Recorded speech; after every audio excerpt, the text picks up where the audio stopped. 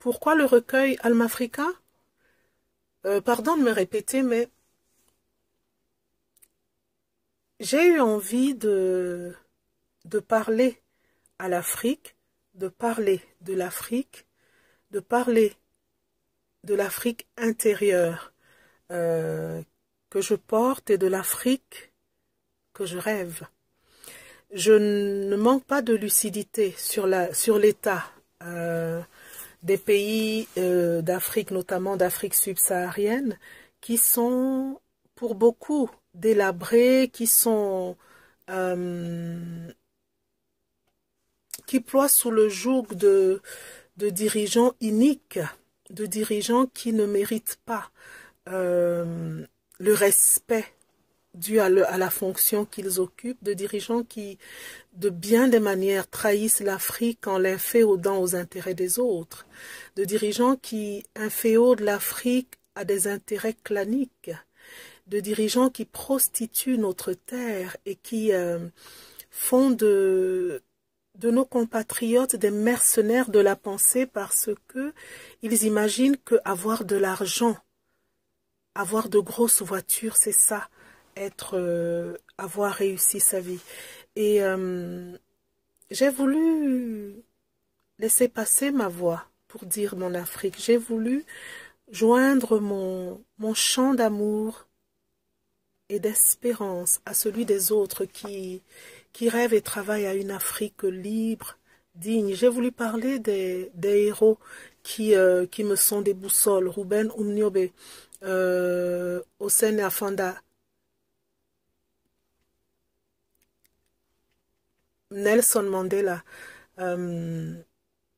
Thomas Sankara, bien sûr, et Malcolm X et toutes ces personnes, même si leurs noms apparaissent juste en filigrane, même si leurs noms apparaissent le temps d'un instant, mais ce sont des boussoles pour moi, ce sont des gens qui m'inspirent, ce sont des gens qui me donnent envie de ne pas baisser la tête. Et j'ai voulu prêter mes héros aux enfants, ou plutôt les leur donner, les leur léguer, leur donner des sources d'inspiration dans un monde qui leur offre des strapontins identitaires, notamment dans l'espace dans lequel je vis, dans un monde qui leur donne de naître courbés, déjà par des paradigmes infériorisants d'une rare violence, dans un monde dans lequel l'histoire de l'Afrique a été profondément falsifiée pour courber à jamais les descendants du sud du Sahara, dans un monde qui, pendant 500 ans, n'a été qu'injure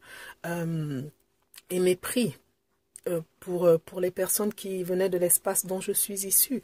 Donc, je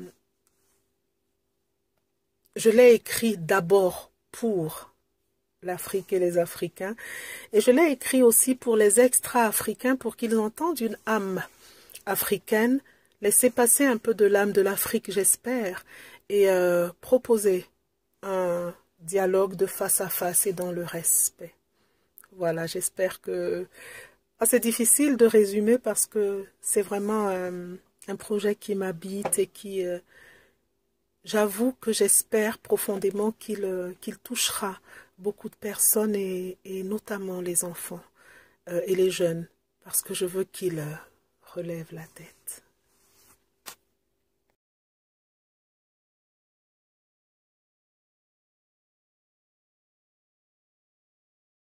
Africa, mon amour. Elle m'est tatouée à l'âme, Africa, mon amour. La fière terre de mes pères réside en mes entrailles. Curieuse antilogie et pourtant certitude, elle m'a donné la vie et je la porte en moi. Afrique en gestation, au cœur de mes entrailles, Afrique matricielle, elle m'a engendrée. En moi demeure sa trace, elle est comme un contrat qui me rappelle l'alliance de nos deux destinées. L'Afrique est dans mon souffle, je suis dans son battement. Peu importe la distance, elle m'est tatouée au cœur. Je ne sais à quel moment elle m'a marqué ainsi, mais en moi brûle d'ardente passion pour cette terre. On la prétend maudite, je la sais magnifique. Et je sais son avenir beau si ses fils se lèvent. J'aimerais avoir les bras assez longs pour l'étreindre, l'enlacer, la guérir, mais je n'ai que des mots. Africa est ma quête et ma mélancolie. Africa est mon nom, mon projet d'avenir. Précieuse terre de mes pères, un jour, j'en suis certaine, nos cœurs à l'unisson battront dans un même lieu.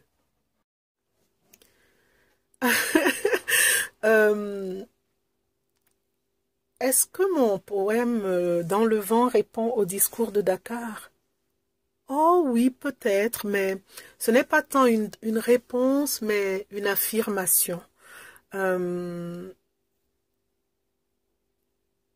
C'en est assez d'entendre des bottes de colons mentales, hein, marcher sur nos esprits, venir toujours dire et redire les définitions de l'Africain en l'appelant l'homme africain au secours.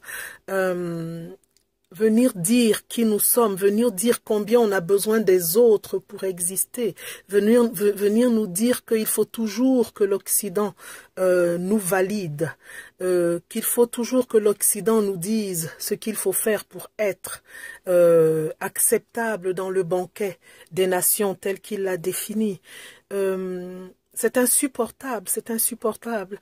Et en dépit du fait que ce discours ait eu lieu il y a déjà quelques années, 7 ans je pense, 7 voire 8, il est important, me semble-t-il, de parler, de dire l'Afrique autrement et de dire quelle est la réelle place de ce discours. Ce discours, pour moi, rejoint les poubelles de l'histoire parce que c'est un ramassis d'imbécilité et d'inculture.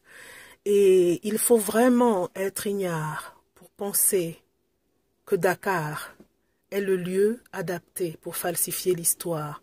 Il faut être profondément inculte pour ne même pas réaliser que de telles abjections ne peuvent pas se dire dans une université appelée Cheikh Anta Diop. En même temps, peut-être que Cheikh Anta Diop, c'était une inconnue dans le monde de ceux qui ont écrit et dit ce discours, des personnes qui n'ont pas actualisé les données depuis que Hegel et les autres ont défini et chosifié ce qui me ressemble. Et je voudrais que les enfants, c'est vrai, c'est un peu une obsession, mais plus tôt les enfants sont libérés, plus tôt les enfants sont émancipés de l'esclavage mental, mieux ils se construisent droit. Ils ont un tuteur interne, une dignité qui est là, une connaissance de qui ils sont et d'où ils viennent, qui les tient debout et qui leur permet de résister à toute la violence qui est là autour, à toutes les images d'Épinal que l'Occident montre sur l'Afrique et l'Occident qui ne parle jamais des bonnes nouvelles d'Afrique et qui ne dit jamais réellement combien il dépend de l'Afrique, tout au moins de ses ressources, et combien il manipule les choses pour que l'Afrique reste aux ordres. Bref, j'ai voulu dire que nous, Africains, nous mettons ce discours dans les poubelles de l'histoire. Peut-être que dans des générations, il sera une leçon d'imbécilité dans les universités, du moins je l'espère. Voilà.